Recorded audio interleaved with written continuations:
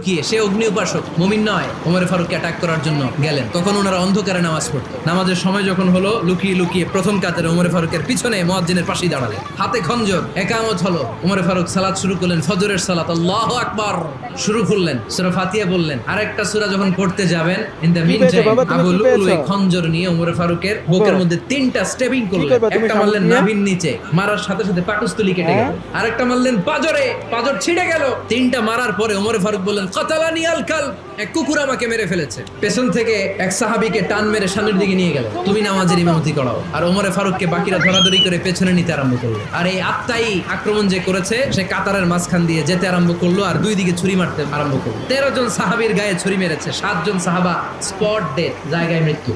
এই ভয়ঙ্কর অবস্থা দেখে এক সাহাবী, বুরনুস, এক ধরনের জুব্বা আছে মাথাওয়ালা, অনেকে জ্যাকেট পরছেন না এরকম মাথাওয়ালা, লম্বা জুব্বা আছে, আর ওটা শীতে পড়ে মাথাওয়ালা। এই মাথাওয়ালা জুব্বা বের করে এক সাহাবী জালের মতো